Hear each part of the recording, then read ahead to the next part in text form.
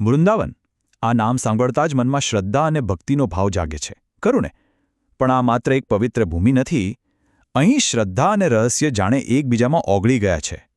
અને કેટલીક વાતો તો એવી છે જે આજનું વિજ્ઞાન પણ ઉકેલી નથી શકતું.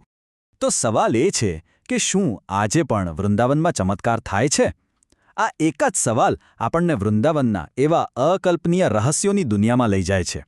તો ચાલો આજે આ રહસ્યોની સફર શરૂ કરીએ. તો વૃંદાવન એટલે રહસ્યની ભૂમિ. આપણી આ સફરમાં આપણે એવા જ કેટલાક આશ્ચર્યજનક રહસ્યો અને વાતો જાણીશું જેને સમજવામાં વિજ્ઞાન પણ પાછું પડે છે. અને આ રહસ્યોની વાત આવે તો સૌથી પહેલું નામ કોનું આવે? નિધિવનનું. ચાલો આપણી સફરની શરૂઆત જ કરીએ વૃંદાવનના સૌથી મોટા અને અદ્ભુત રહસ્ય નિધિવનથી. કહેવાય છે કે વૃંદાવનની મોટાભાગની રહસ્યમય ઘટનાઓનું કેન્દ્ર આ જ જગ્યા છે. નિધિવનના રહસ્યો વિશે તો શું કહેવું? માન્યતા એવી છે કે આજે પણ દરરોજ રાત્રે ખુદ રાધા અને કૃષ્ણ અહીં રાસલીલા રચવા આવે છે. અને અહીંના વૃક્ષો એ પણ સાધારણ નથી. તે બધા અજીબ રીતે વળેલા છે અને હંમેશા જોડીમાં જ ઉગે છે. લોકો માને છે કે આ વૃક્ષો બીજું કંઈ નહીં પણ વેશ બદલેલી ગોપીઓ છે. એટલે જ સાંજ પડતા જ આખું વન ખાલી કરાવી દેવામાં આવે છે. કોઈને પણ ત્યાં રહેવાની પરવાનગી નથી. દરરોજ સાંજે મુખ્ય મંદિરમાં ભગવાન માટે બધી તૈયારીઓ કરવામાં આવે છે, જાણે તેઓ રાત્રે આવવાના જ હોય. અને આ નિયમ કોઈ મજાક નથી. સ્થાનિક લોકોનું તો સ્પષ્ટપણે માનવું છે કે જે કોઈ રાત્રે અહીં રહેવાનો પ્રયાસ કરે છે તે કાં તો પાગલ થઈ જાય છે અથવા તો જીવતો પાછો નથી ફરતો. આ વાત કેટલી ગંભીર છે એ આના પરથી જ સમજી શકાય છે. સારું, તો નિધિવનનું રહસ્ય તો અકલ્પનીય છે, પણ વૃંદાવનની ગાથા અહીં પૂરી નથી થતી. હવે આગળ વધીએ અને વાત કરીએ અહીંના મંદિરોની દિવ્ય લીલા વિશે. મંદિરોની વાત નીકળે એટલે સૌથી પહેલા મનમાં આવે બાંકે બિહારી મંદિર. પણ શું કોઈને ખબર છે કે અહીં દર્શન કરાવવાની રીત ખૂબ જ અનોખી છે? ચાલો જાણીએ કેમ. જ્યારે દર્શન કરવા જાઓ ત્યારે એક અલગ જ અનુભવ થાય છે. ભગવાનની મૂર્તિ સામે એક પડદો હોય છે. એ પડદાને બસ થોડી જ સેકન્ડ માટે ખોલવામાં આવે છે અને તરત જ પાછો બંધ કરી દેવામાં આવે છે. આ ક્રમ સતત ચાલ્યા જ કરે છે. ભક્તોને બસ એક ઝલક જ મળે છે. પણ આવું શા માટે? તેની પાછળ એક ઊંડી માન્યતા છે.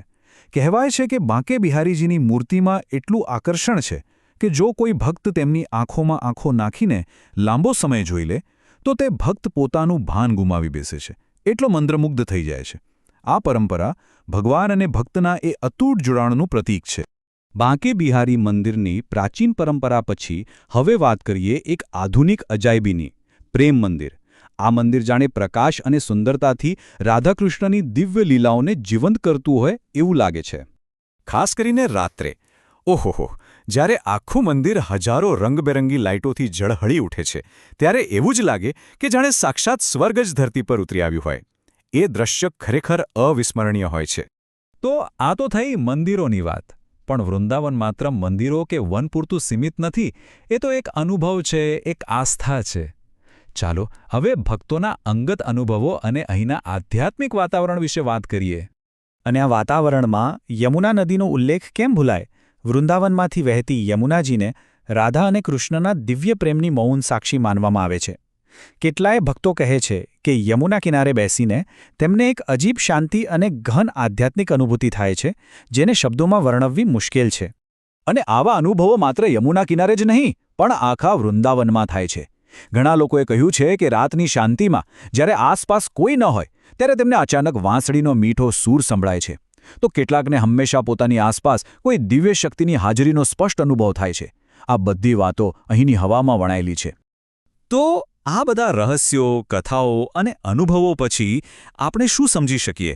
વૃંદાવન ખરેખર શું છે? ચાલો એના સારને સમજવાનો પ્રયત્ન કરીએ.